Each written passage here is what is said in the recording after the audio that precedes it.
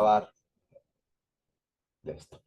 Bien, entonces nada, mientras llega René, vamos a comenzar con la prepa de antihelmínticos y antiamibianos, perdón, antiamibianos y antimaláricos, porque antihelmínticos lo iba a dar originalmente Enzo, pero bueno, no se va a poder unir.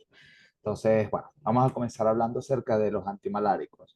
Los aspectos generales de la malaria, simplemente para repasar algunas cosas que ustedes ya vieron el año pasado, que la malaria en líneas generales es una enfermedad infecciosa producida por especies de Plasmodium. Tenemos en líneas generales un total de, en realidad son muchas especies las que son capaces de producir malaria, ¿no? Pero las cuatro especies clínicamente relevantes, me oyen, por cierto, me oyen. Sí, se escucha, Sí, se escucha. perfecto. También tiene el micrófono abierto. Ok. Bueno, en líneas generales, las especies que para nosotros son de relevancia aquí en Venezuela son Plasmodium falciparum, Vivax, Malariae. En líneas generales, estas tres, puesto que Plasmodium ovale solamente se encuentra en África, lo mismo para Plasmodium knowlesi. Es una de las enfermedades infecciosas más importantes y que produce un mayor número de muertes, y esto es casi que un problema viejo, ¿no? O sea, ¿cuántas veces no hemos tenido problemas con la malaria, sobre todo aquí en nuestra región? Quienes hayan leído Casas Muertas de Miguel Otero Silva, pues sabrán que realmente este es un problema viejo. Bueno, con respecto al ciclo de vidas, repasando los aspectos más importantes para tener en cuenta desde el punto de vista de la terapéutica, recuerden que la forma evolutiva infectante es el esporozoito, que está, digamos, acumulado en las glándulas salivales de la hembra anofelina, que es en líneas generales la que es hematófaga. Entonces, en el momento en el cual la hembra anofelina pica para alimentarse, libera los esporozoitos, y los esporozoitos hacen entonces su primera parada en el hígado.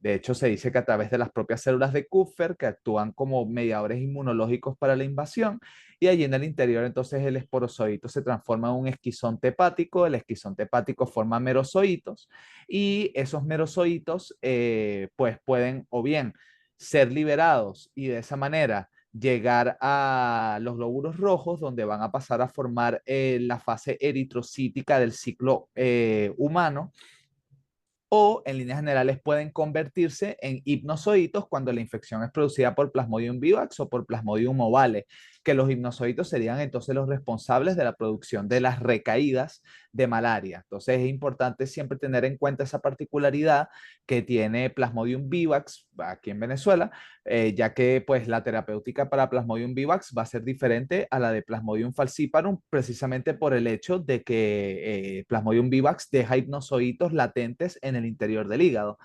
El, Esos merozoitos que fueron liberados desde el hígado, entonces invaden al eritrocito, y ahí en el interior entonces se convierten en trofosocitos jóvenes, luego se transforman en trofosocitos maduros o adultos, y esos trofosocitos entonces después se transforman en esquizontes eritrocíticos, los cuales van a formar o bien merozoitos que entonces van a repetir el ciclo invadiendo otros glóbulos rojos sanos, o van a formar gametocitos, los cuales son entonces la forma sexuada, son las células sexuadas, que puede ser o bien un gametocito masculino o femenino, que tienen la importancia de que son en líneas generales los que continúan con el ciclo evolutivo, puesto que después cuando viene otra hembra no felina y pica al ser humano infectado, entonces esta hembra no felina se carga con los gametocitos, los cuales experimentan diversos cambios morfológicos, se transforman en macrogametos y microgametos, que luego se unen y forman un cigoto.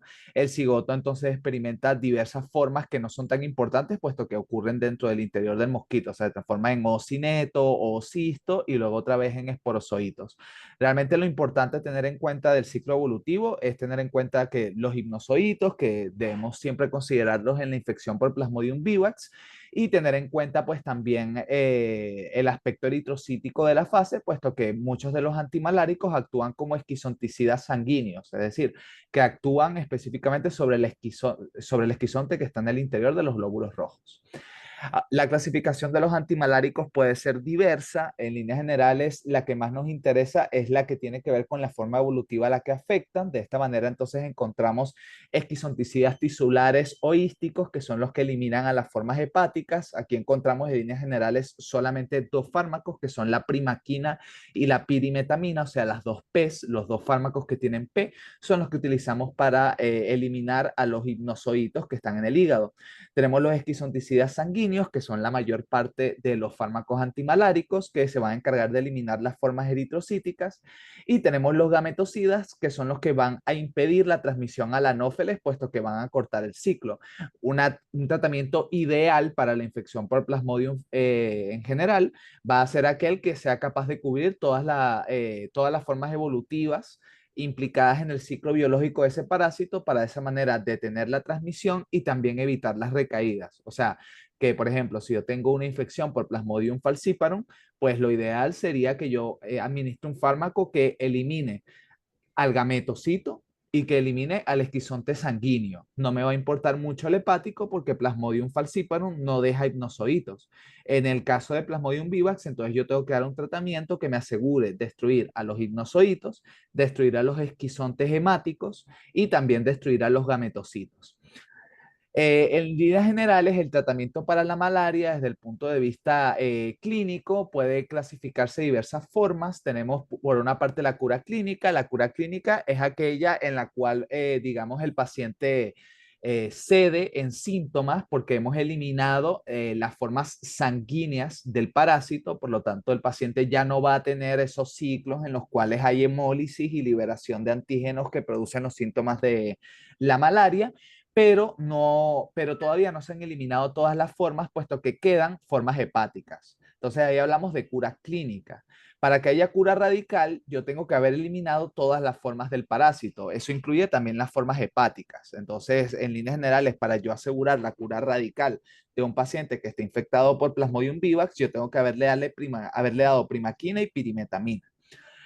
Eh, por otra parte, tenemos la profilaxis clínica y la profilaxis causal. En líneas generales, la profilaxis clínica es aquella que nosotros vamos a indicar antes, durante y después del posible contacto. O sea, una persona que está en una zona endémica de malaria y le pican las hembras anofelinas, entonces en ese caso se puede indicar el tratamiento en forma de profilaxis clínica. La profilaxis causal sería aquella que nosotros le vamos a dar a aquellas personas que están expuestas a factores de riesgo, o sea, que sería más o menos lo mismo que yo les estaba diciendo cuando les dije tratamiento preventivo. En líneas generales, el término adecuado que se debería utilizar es el de tratamiento preventivo. Sin embargo, pues bueno, se coloca el de profilaxis causal porque muchas veces se confunden los términos.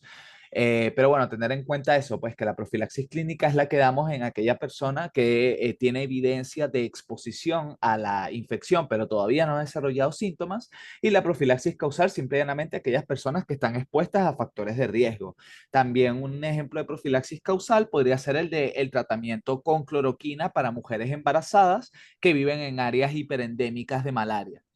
Y pues tenemos también los gametocidas, como les dije, que son aquellos que son capaces de eliminar a los gametocitos. Bien, ahora ya entrando en materia, tenemos en primer lugar las quinolinas y compuestos relacionados. Son muchísimos, muchísimos, ¿ok?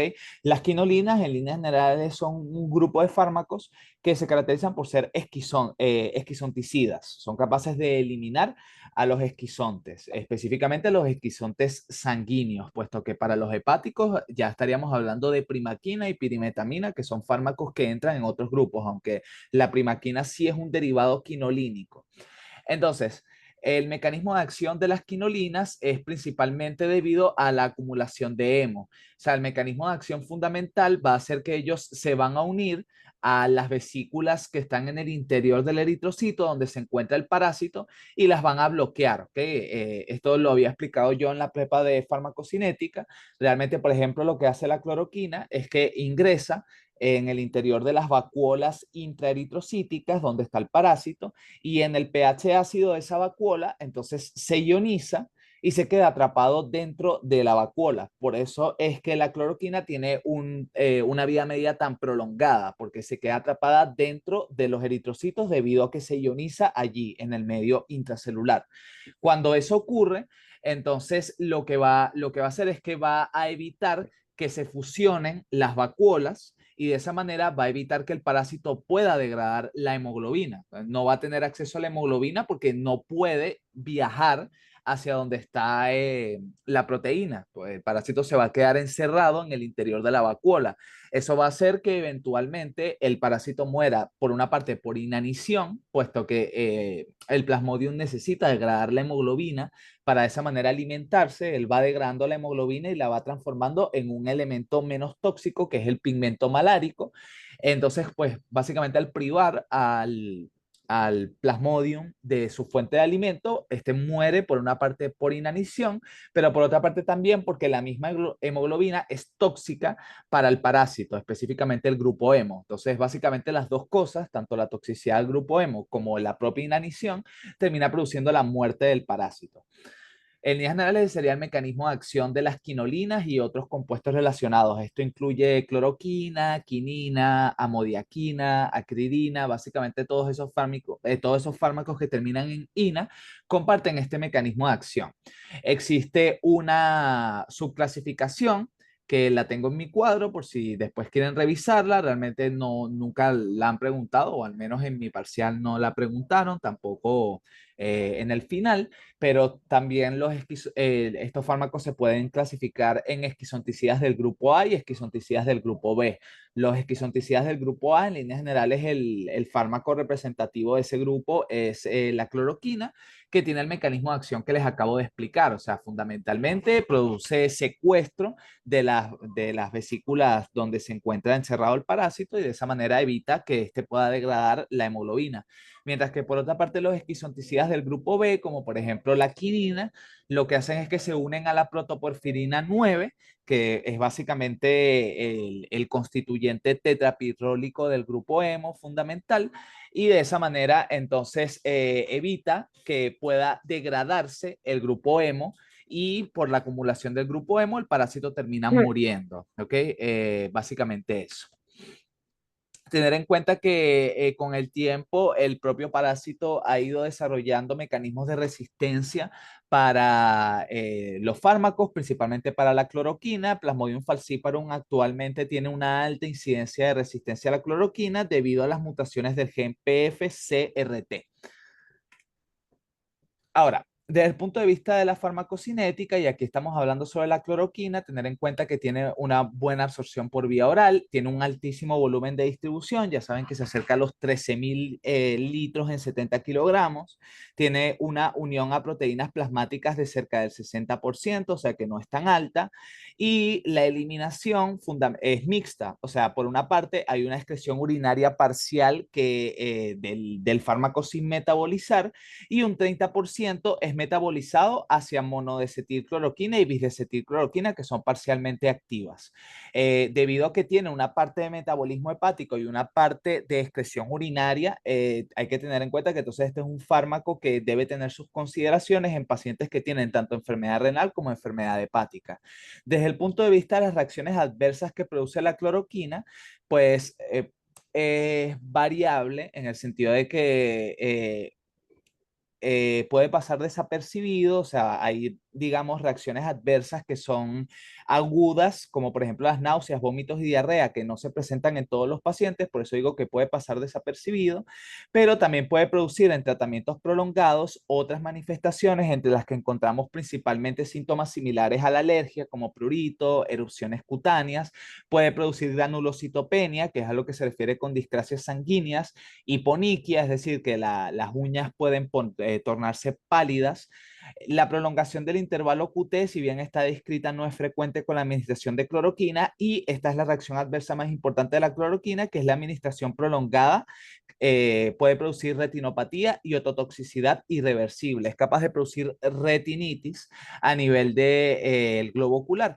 Entonces, esta parte es muy importante porque todo tratamiento prolongado con cloroquina amerita la evaluación periódica por un oftalmólogo precisamente porque produce una retinopatía irreversible. Ahora, un paciente que sufre de malaria, en líneas generales no tiene mucha necesidad de esto, puesto que el tratamiento es agudo, a menos que esté recibiendo un tratamiento profiláctico que dure mucho tiempo. Por ejemplo, en el caso de la mujer embarazada, una persona que sufre de malaria, pues solamente tiene que recibir la cloroquina. De hecho, la cloroquina se da en 3 dosis, nada, o sea, se dan por 3 días nada más, no se da por mucho tiempo. Pero hay personas que tienen que recibir un tratamiento con cloroquina prolongado. ¿Alguien sabe en qué contexto uno usa tratamientos prolongados con cloroquina? Que de hecho no tiene que ver con la malaria, tiene que ver con otro uso clínico que se le da a la cloroquina. Artritis. Artritis reumatoide, entre otras enfermedades inmunológicas, porque de hecho también se utiliza en el lupus. De hecho, no hay justificación para que un paciente con lupus no esté recibiendo tratamiento con cloroquina, puesto que es un fármaco muy accesible y funciona como un excelente inmunomodulador. Entonces, los pacientes que sufren de este tipo de problemas reumáticos, autoinmunes, como lupus, artritis reumatoide, enfermedad de Still o whatever, tienen tratamientos prolongados con hidroxicloroquina específicamente, no con cloroquina directamente, sino con hidroxicloroquina, Ujú. debido a que tiene un efecto inmunomodulador y antiinflamatorio. Entonces, ese tipo de pacientes tienen que tener un control oftalmológico periódico debido precisamente a la retinopatía que produce la cloroquina. Entonces, siempre acuérdense, principalmente como efecto adverso fundamental de la cloroquina de relevancia, tener en cuenta la ototoxicidad y la retinopatía. Por supuesto, tienen que aprenderse todas las reacciones adversas, pero esas dos serían las fundamentales. Desde el punto de vista de las aplicaciones terapéuticas, principalmente para el tratamiento de la malaria, bien sea por Plasmodium falciparum, por Plasmodium vivax o por Plasmodium malariae, digamos que la cloroquina es el fármaco de primera elección en el tratamiento de la malaria. Sin embargo, según los lineamientos actuales en el tratamiento de la malaria, no se utiliza la cloroquina para tratar Plasmodium falciparum, puesto que hay una gran incidencia aquí en Venezuela de Plasmodium falciparum resistente a la cloroquina, que tiene que ver mucho, sobre todo con el tema de las migraciones poblacionales. Vienen muchas personas desde Brasil hasta las minas en Bolívar, en el municipio Sifontes, y traen sus especies de Plasmodium falciparum que son resistentes a la cloroquina. Entonces eso ha promovido mucho precisamente que haya una mayor incidencia de este parásito en nuestra población. Entonces ya el tratamiento de primera elección para tratar la malaria por Plasmodium falciparum no es la cloroquina, sino que es el arteméter con lumefantrina para el tratamiento de Plasmodium falciparum. Ahora, para tratar Plasmodium vivax y para tratar Plasmodium malariae, pues sí, todavía se sigue utilizando la cloroquina como fármaco de primera elección. Tener en cuenta desde el punto de vista de las precauciones que no se recomienda su uso en epilépticos, pacientes con miastenia gravis ni psoriasis. En líneas generales, esto tiene que ver más que nada con los efectos tóxicos de la cloroquina, porque sí, la cloroquina puede ser tóxica a altas concentraciones, produce síntomas principalmente neurológicos, puede producir convulsiones, deterioro del estado de conciencia, arritmias, hipotensión, entre otras manifestaciones. Entonces, por eso no se recomienda su uso en estas cohortes de pacientes. También aquellos que tengan hepatopatías, aquí faltaría también incluir enfermedad renal crónica, por lo que les acabo de mencionar, de que este es un fármaco que se elimina de manera mixta. Y es seguro su uso en el embarazo, que es algo fundamental, por eso se administra de manera profiláctica en mujeres embarazadas que viven en áreas hiperendémicas.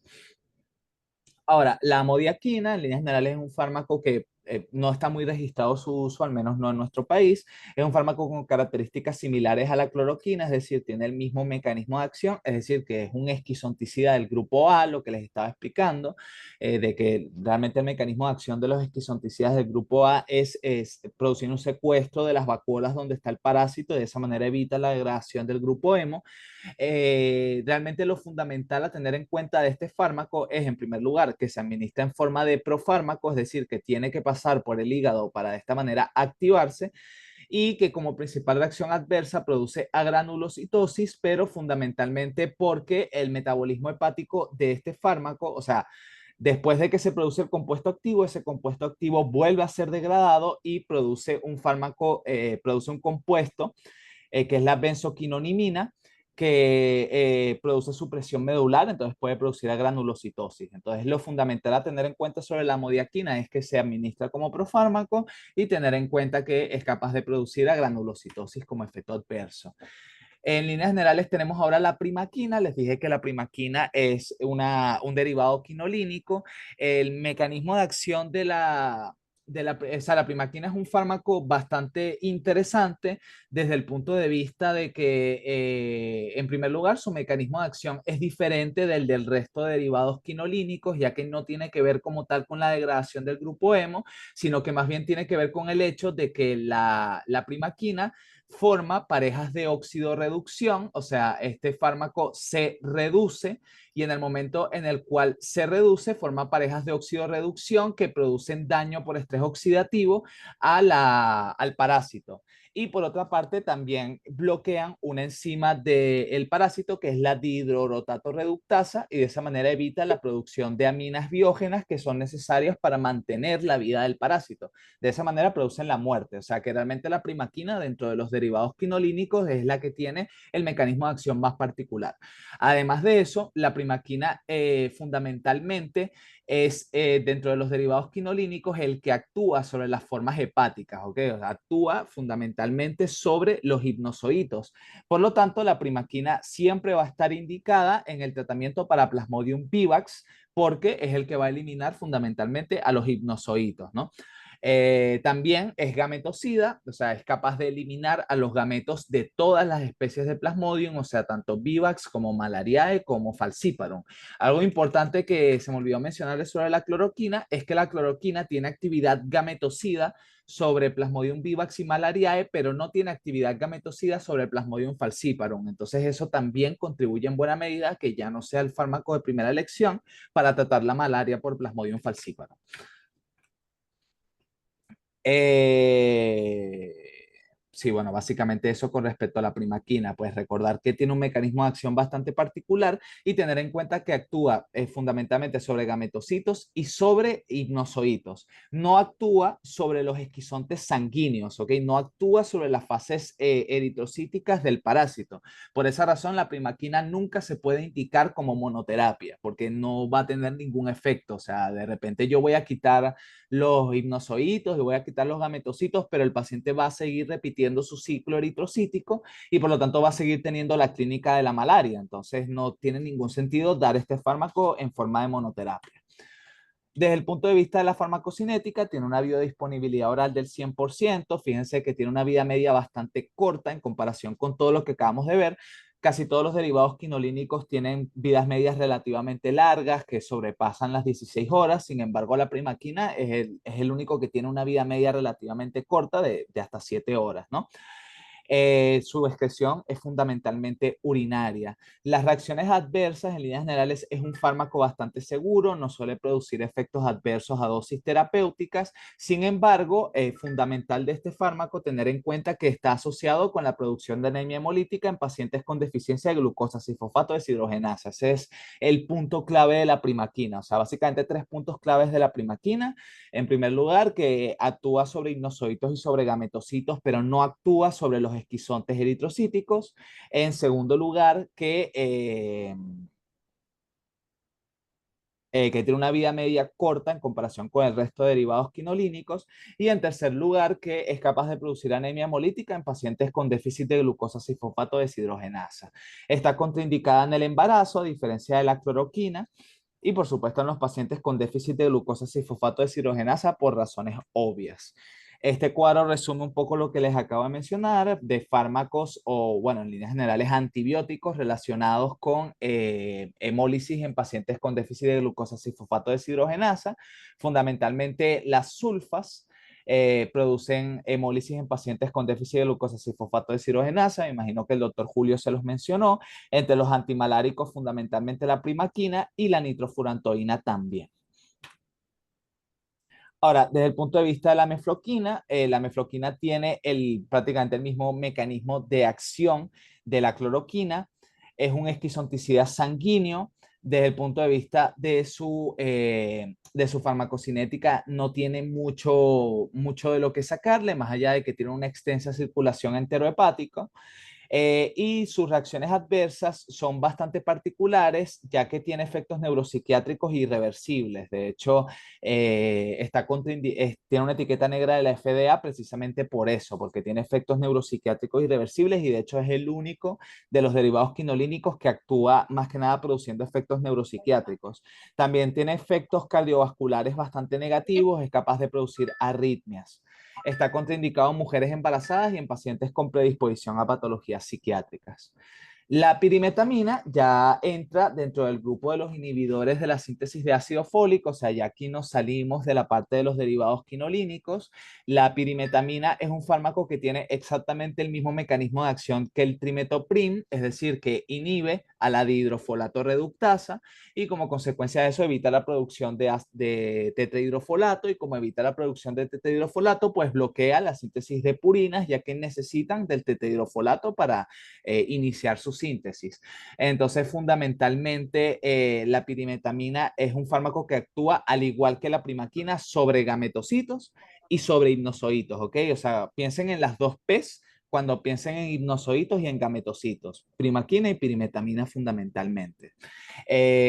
Por lo tanto, por lo que les acabo de decir, pues la pirimetamina no se puede utilizar en monoterapia, igual que la primaquina tampoco se puede utilizar en monoterapia.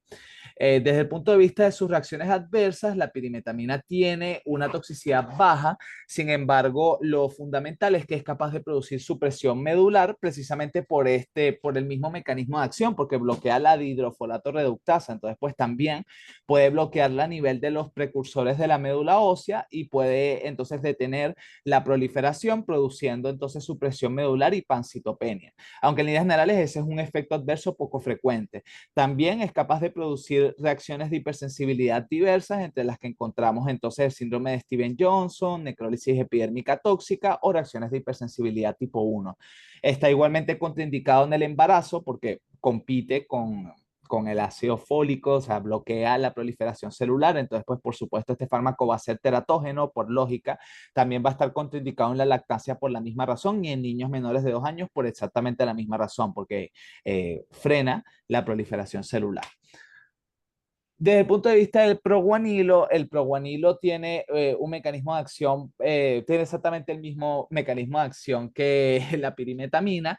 Este es un fármaco que en líneas generales actúa, tiene la particularidad de que es el único de los antimaláricos que actúa sobre el esporozoito. Entonces se puede utilizar desde el punto de vista de profilaxis clínica para de esa manera evitar que el paciente desarrolle síntomas a futuro de malaria, aunque este es un fármaco bastante poco utilizado. Ahora, esta diapositiva es para hablar sobre, ya va.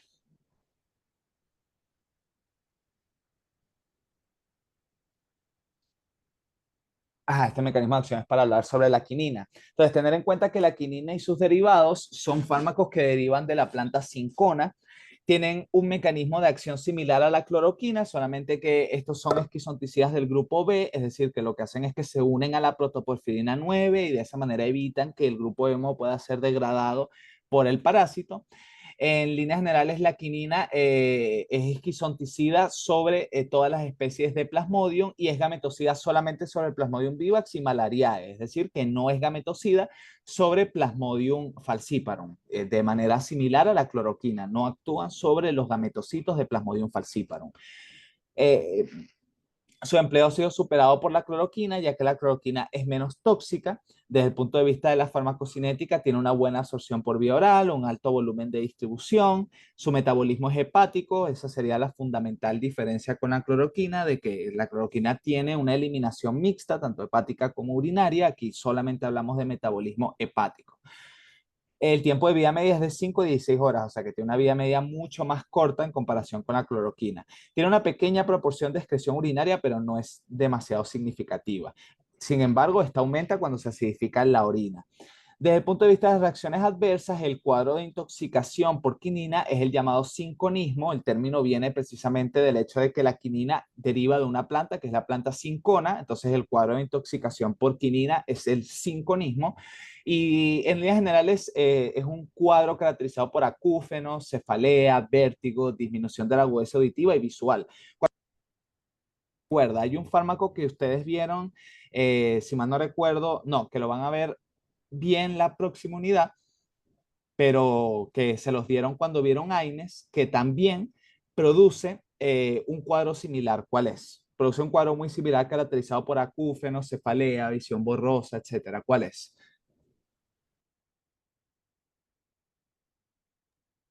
Aspirina. Exactamente, la intoxicación por aspirina. O sea que básicamente el cuadro de intoxicación por quinina es muy similar.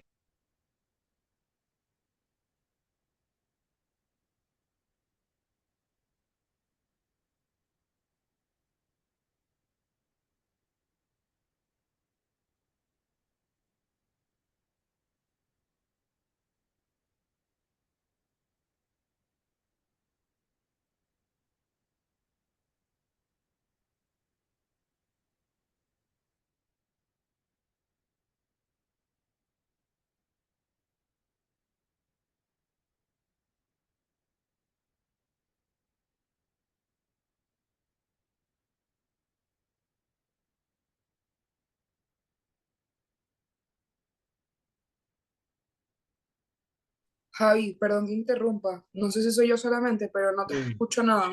yo estaba probando exactamente lo mismo para ver si era yo. Sí, no se escucha. Javi.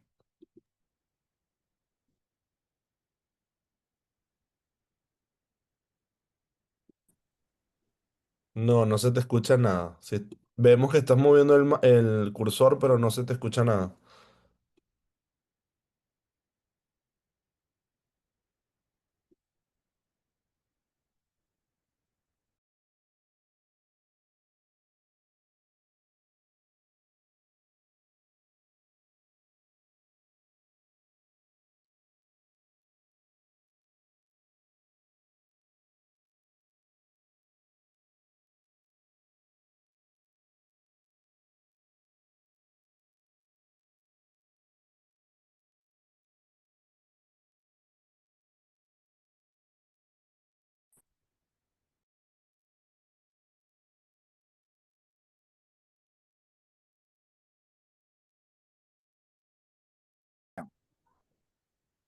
Bueno, el tema de la farmacocinética, aquí simplemente se está resumiendo rápidamente lo que les acabo de decir, tener en cuenta que la quinina tiene una excreción urinaria bastante baja que aumenta cuando se acidifica la orina y que tiene una vida media bastante corta en comparación con la cloroquina.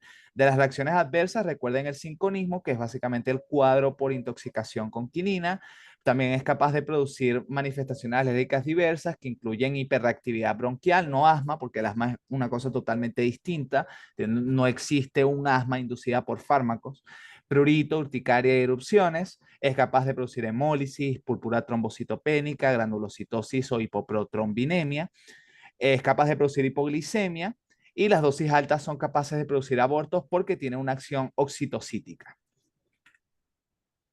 Ahora, desde el punto de vista de la artemisina y sus derivados, fíjense que estos son fármacos que cobran importancia actualmente, puesto que actualmente para el tratamiento de la malaria por Plasmodium falciparum, pues se utiliza precisamente arteméter con lumefantrina, por lo que les acabo de explicar de que hay resistencia a la cloroquina en especies de Plasmodium falciparum. Son bastante potentes, pero son de acción rápida, o sea, tienen una vida media corta, por lo tanto, la administración de ellos puede llegar a ser delicada, tipo, tienen que administrarse con intervalos bastante más cortos. Tenemos la artemisina como el fármaco fundamental y tenemos tres derivados, la dihidroartemisina, el arteméter y el artesunato. Fundamentalmente, los más importantes ahorita son el arteméter, que se utiliza junto con lumefantrina para el tratamiento de la malaria aguda no complicada por Plasmodium falciparum, y el artesunato, que se utiliza fundamentalmente para el tratamiento de la malaria complicada. O sea, el paciente cuando llega con malaria complicada, lo primero que se le da es artesunato intravenoso, y después de la dosis de artesunato intravenoso, entonces se pasa al tratamiento oral con arteméter y lumefantrina. Entonces, se usan con otros fármacos para evitar la aparición de resistencias, por eso el arteméter se mezcla con lumefantrina y el mecanismo de acción fundamentalmente tiene que ver con el hecho de que interactúa con el grupo hemo y el grupo hemo rompe los puentes peróxido del fármaco y eso libera radicales libres que se fijan a proteínas de membrana y al ADN y lo destruyen. Como pueden ver, muchos de los fármacos que tenemos acá tienen este tipo de mecanismos de acción en los cuales tienen que ver con radicales libres. Ya habíamos hablado de la primaquina, que tiene un mecanismo de acción pues bastante similar, y ahora vemos también la artemisina y sus derivados, que tienen un mecanismo de acción que también tiene que ver con radicales libres.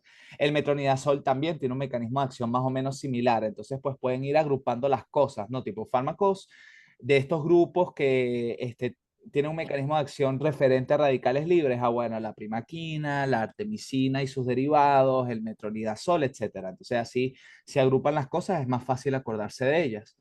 Desde el punto de vista de la farmacocinética, tienen una biodisponibilidad relativamente corta, que de hecho se hace todavía peor por consumir jugo de toronja. Parece una tontería, pero de verdad se hace mucho énfasis siempre en que si el paciente está recibiendo un tratamiento con artemisina, no puede tomar jugo de toronja. Parece una tontería, pero en verdad se hace mucho énfasis en eso. Tienen un alto volumen de distribución, sin embargo la vida media es corta y son metabolizados fundamentalmente en el hígado. Son en líneas generales fármacos seguros, sin embargo principalmente producen prolongación del intervalo QT o elevación de las transaminasas, debido a que estos son fármacos que producen estrés oxidativo mitocondrial, por lo mismo que les acabo de explicar. Entonces, pues pueden llegar a producir un cierto efecto nocivo en el hígado, ya que pues son principalmente metabolizadas en el hígado, entonces elevan las transaminasas y pueden producir una prolongación del intervalo QT. Ok. También muchas veces los efectos adversos de estos fármacos están enmascarados con los propios síntomas de la malaria. Lo que sí es que aparentemente aquellos niños que reciben arteméter y que tienen diagnóstico de malaria cerebral tienen un mayor número de convulsiones y tardan más tiempo en recuperarse. O sea que puede tener inclusive un cierto efecto negativo en el propio tratamiento de la malaria aguda complicada. Sin embargo, sigue siendo el tratamiento de elección porque es fundamentalmente el fármaco hacia el que no hay resistencia. Hay algunos antibióticos que se pueden utilizar en el tratamiento de la malaria, no obstante, no son de primera elección. Entre ellos tenemos la tetraciclina y la doxiciclina. Aquí tienen un cuadro resumen con mucho de lo que acabo de mencionar, sobre todo con las indicaciones para que lo revisen después con calma. Y este cuadro que es fundamental para verdaderamente, o sea, si ustedes tienen que revisar este tema rápido, no han revisado nada y tal, pues realmente este cuadro resume muy bien el tema del espectro que les acabo de mencionar. Fíjense, por ejemplo, en el tema de la primaquina, noten cómo actúa fundamentalmente en las etapas hepáticas y en el gametocito, pero no actúa sobre las fases asexuales que se encuentran en la sangre. Por esa razón no se puede dar en forma de monoterapia. Otros detalles a considerar, por ejemplo, en el caso de la cloroquina, fíjense que en los gametocitos tenemos más o menos, por lo que les había mencionado, de que no actúa sobre los gametocitos de Plasmodium falciparum.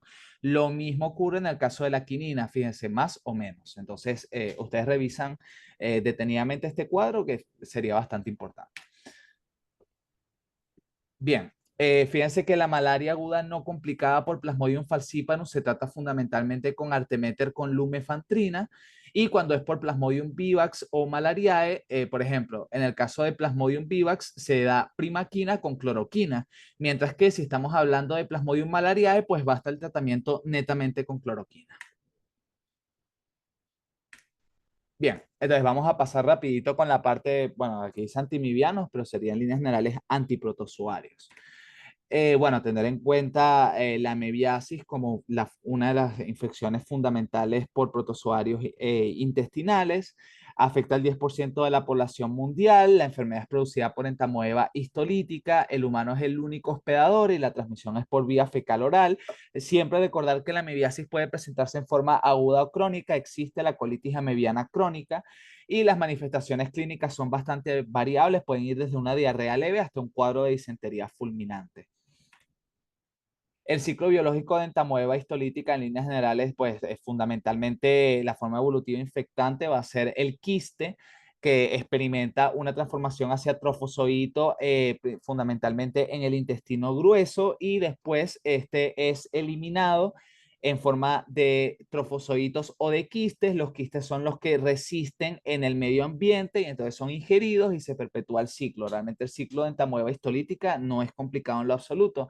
Tener en cuenta que si bien este es el ciclo fundamental, existen migraciones de los trofosoditos hacia otras partes del organismo y entonces existen formas extraintestinales de la amebiasis. Entonces tenemos el absceso hepático amebiano como la forma extraintestinal fundamental, pero acuérdense que también es capaz de producir abscesos pulmonares, también es capaz de producir abscesos cerebrales e inclusive es capaz de producir manifestaciones genitourinarias. También existe la amebiasis genitourinaria. También es capaz de producir manifestaciones a nivel del área perianal bastante dolorosas, es capaz de producir úlceras anales, entonces siempre es importante tener en cuenta la parte extraintestinal de la amebiasis. Entonces, para el tratamiento de la amebiasis, pues bueno, tenemos numerosos antiprotozoarios. De hecho, podemos clasificar los antiprotozoarios en tres grupos fundamentales. Tenemos los antiprotozoarios luminales o de contacto, que son los que actúan sobre los protozoarios en la luz intestinal, entre los cuales el representante fundamental es el yodoquinol. También tenemos la paramomicina, sin embargo, en verdad aquí en Venezuela, bueno, yo nunca he visto paramomicina, no sé si René o Enzo hayan visto alguna vez paramomicina. Sin embargo, este fármaco seguramente lo han escuchado, saben a qué grupo pertenece la paramomicina, porque de hecho este es un antibiótico. Lo vieron conmigo. Es un aminoglucósido. Exacto, es un aminoglucósido. Exactamente. Bien, entonces tenemos también las formas tisulares. En líneas generales, fíjense que los antiprotozoarios tisulares no se usan mucho porque tienen mucho, son muy tóxicos. La emetina fundamentalmente tiene efectos adversos bastante desagradables, entonces no se suele utilizar. La cloroquina también se propone como un posible amebicida tisular, o sea que la cloroquina se puede utilizar en el tratamiento del absceso hepático amebiano, fundamentalmente porque tiene un metabolismo hepático bastante extenso, ¿no? Habíamos hablado de que hasta el que 40 a 60% del fármaco tiene metabolismo hepático y se transforma en metabolitos que tienen actividad antiparasitaria. Entonces, por eso la cloroquina se puede utilizar como amebicida tisular, sin embargo, no es un uso frecuente. Y tenemos los mixtos, que son los nitroimidazoles, que son fundamentalmente los que más utilizamos. Son mixtos porque actúan tanto a nivel luminal como a nivel tisular. Entonces encontramos el metronidazol, tinidazol, ornidazol y secnidazol. Fundamentalmente se utiliza el metronidazol y el secnidazol, aunque también he visto por ahí suelto algunas indicaciones de tinidazol. Estos tres fármacos están en verdad disponibles dentro del país y se utilizan con mucha frecuencia. Tener en cuenta en líneas generales, fíjense, a pesar de que esta diapositiva nos dice, bueno, en una amebiasis crónica, no disentérica y asintomática, entonces hay que utilizar una amebicida de luz intestinal como yodoquinol. Si tienes una amebiasis intestinal, entonces tienes que dar metronidazol con yodoquinol. Y si tienes un absceso hepático también, porque el yodoquinol elimina la fuente primaria y el metronidazol actúa sobre el hígado. En verdad, en la práctica clínica, se utiliza nada más el metronidazol. Y de hecho, inclusive en algunas guías que uno puede conseguir, como por ejemplo la guía de la Sociedad Española de Pediatría, porque estas infecciones son muy prevalentes en la edad pediátrica, realmente cuando se habla del tratamiento, generalmente se dice, bueno, mira, metronidazol y ya, y el yodoquinol o la emetina o cualquier otro de esos fármacos quedan en un plano secundario, o sea, como segunda línea, pero en verdad el metronidazol como monoterapia va muy bien para el tratamiento de la amebiasis y en general de cualquier otro protozoario. En verdad, el tratamiento de los protozoarios es muy sencillo porque el metronidazol te sirve para todo. O sea, te trata giardia, te trata entamoeba histolítica, te trata Balantidium coli, te trata blastocistis, te trata prácticamente todo. O sea, lo único en lo que varía verdaderamente es con el tratamiento de las coccidias, que sí es particular, pero el resto de protozoarios intestinales responden muy bien al tratamiento con metronidazol. Entonces, es sencillo tratarlos por esa parte.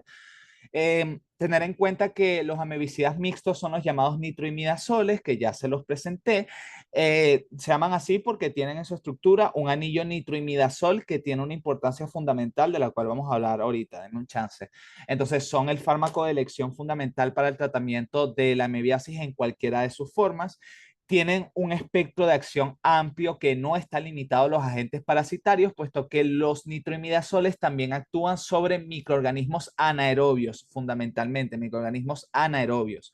Por esa razón, en muchas ocasiones se utiliza el metronidazol para el tratamiento, por ejemplo, de abscesos intraabdominales, ¿no? O sea, generalmente ustedes cuando llegan a la terapéutica van a ver que hay muchas infecciones purulentas de cualquier tipo, abscesos intraabdominales o cuando hay perforación de una víscera hueca o cuando se va a hacer cirugía de colon, etcétera, se administra metronidazol porque fundamentalmente la microbiota del colon está formada por microorganismos anaerobios. Entonces, pues el metronidazol viene de perlas porque es un fármaco que actúa tanto sobre protozoarios como también actúa sobre microorganismos anaerobios. Entonces es eficaz, fíjense, para la tricomoniasis, para la mebiasis, la yardiasis, balantidiasis, y también es útil inclusive para tratar el blastocystis hominis. Y de hecho también inclusive para bacterias microaerófilas como el Helicobacter pylori. ¿Alguno de ustedes sabe en qué consiste la terapia cuádruple contra el Helicobacter pylori? Yo sé que se la han dado, pues creo que la da Pedro Francis en la clase. Alguien la da, pero yo me acuerdo que en su momento nos la dieron en una clase a nosotros. Entonces, ¿alguien sabe en qué consiste la terapia cuádruple contra el Helicobacter pylori? Eso nos los dan en Es, psicología, en cuarto. es creo que amoxicilina, inhibidor de bomba de protones, metronidazol y algo más, pero no me acuerdo qué era. Y bismuto, el Y pepto-bismol que muy bismuto, exacto. probablemente todos hemos tomado acá, exacto, eso es la terapia cuádruple. Ojo, hay muchas variaciones, pues, o sea, hay algunos que reemplazan la amoxicilina con claritromicina, etcétera, pero en líneas generales el fundamental son esos cuatro que tú dijiste, es el que más se utiliza actualmente. Entonces, sí, tal cual. Es eso. Entonces, para que vean que el metronidazol tiene muchas otras aplicaciones que van más allá del tratamiento para los protozoarios intestinales. Ahora, el mecanismo de acción, como ya les había adelantado, tiene que ver fundamentalmente con el tema de los radicales libres. Los nitroimidazoles también se administran en forma de profármaco. Los microorganismos anaerobios y microaerófilos tienen una cadena de transporte de electrones que tiene un alto potencial de oxidorreducción. Entonces, bajo esas condiciones, ellos ceden sus electrones al anillo nitroimidazol.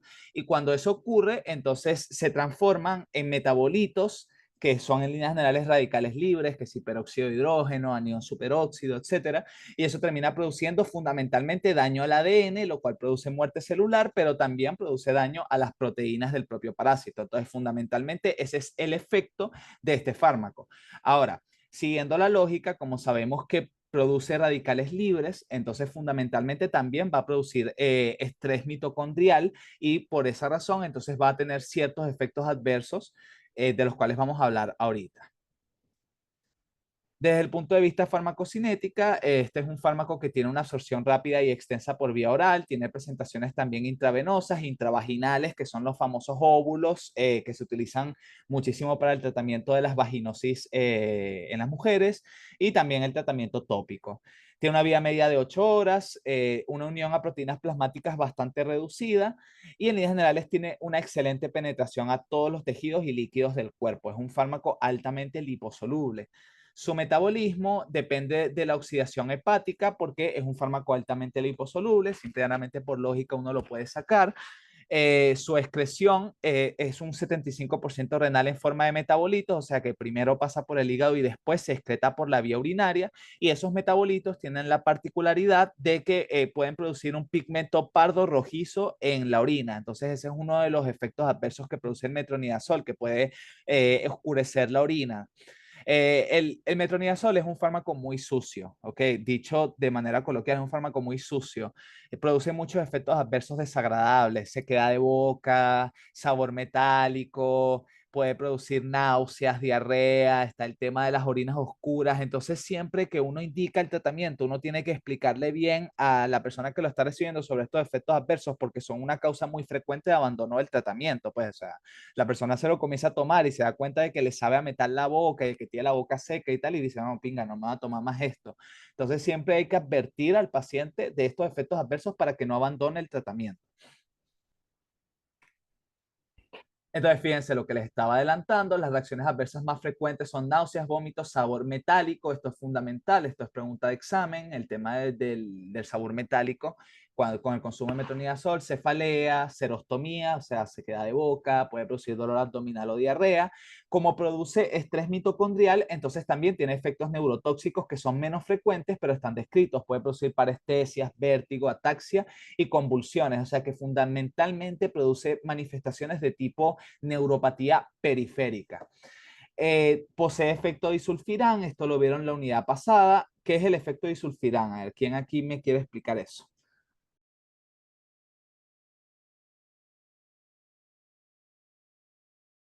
Bueno, en primer lugar, ¿qué es el disulfirán?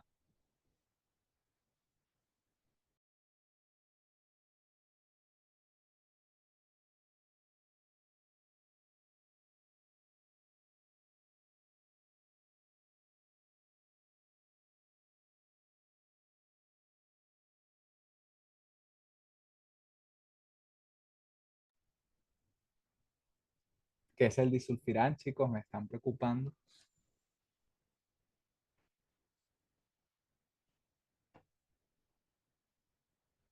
Bueno, el disulfirán es un fármaco cuyo mecanismo de acción es precisamente el bloqueo de la enzima aldehído deshidrogenasa. Esto lo vieron ustedes en bioquímica. Es una enzima fundamental en el metabolismo a nivel del citosol del alcohol, ¿verdad? Convierte el acetaldehído en acetato.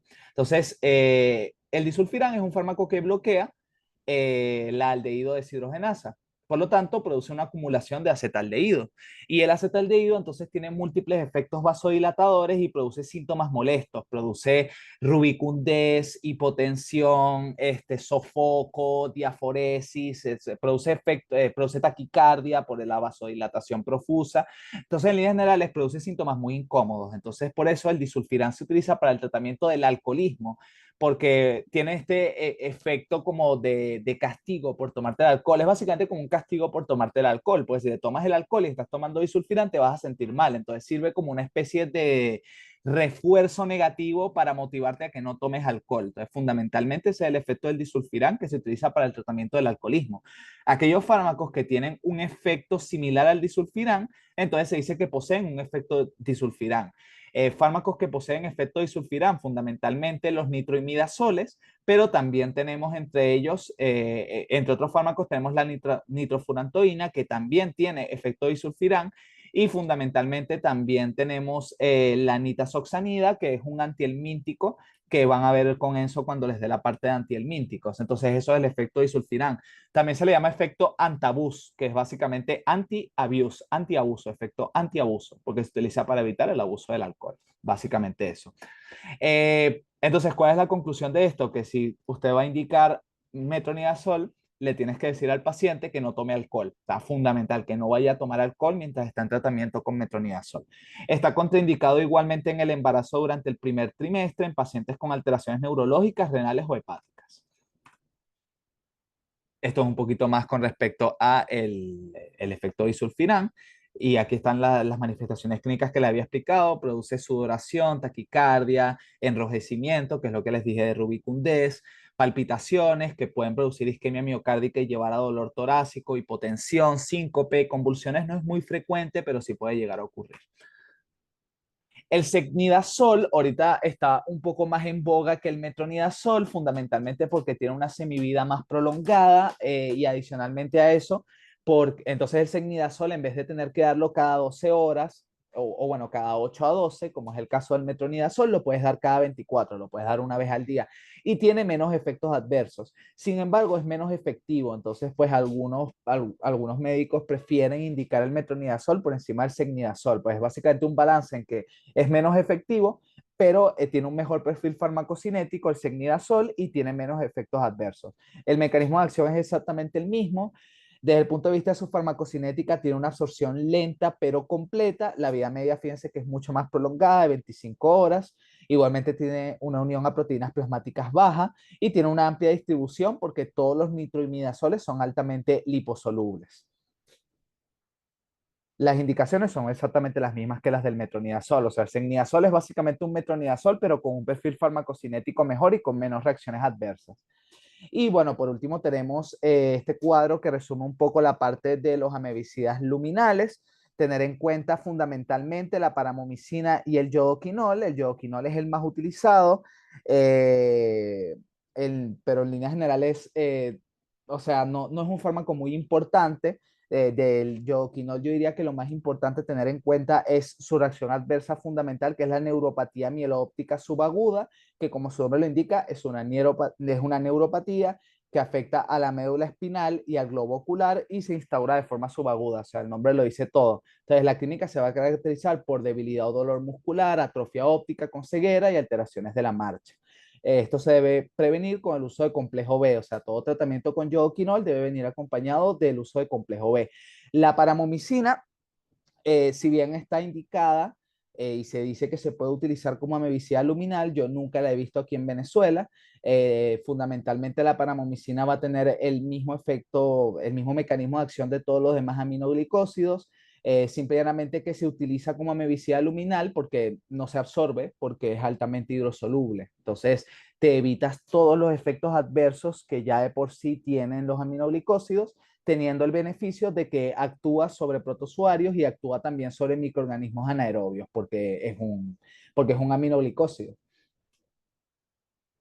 Y aquí tenemos los amebicidas tisulares, que en líneas generales no se utilizan mucho, a menos que sean pacientes que no toleran el metronidazol. La razón por la cual es porque son tisulares es porque actúan sobre la síntesis proteica de los trofosoditos, pero no actúan frente a quistes. Entonces, bueno, en líneas generales eso. Fíjense que la emetina tiene efectos adversos muy severos, como les había mencionado. Fíjense que produce hipotensión, galope, alteraciones del electrocardiograma y puede producir insuficiencia cardíaca. Por eso es que no se utiliza mucho. Y eso es todo con respecto a esto. Muchas gracias.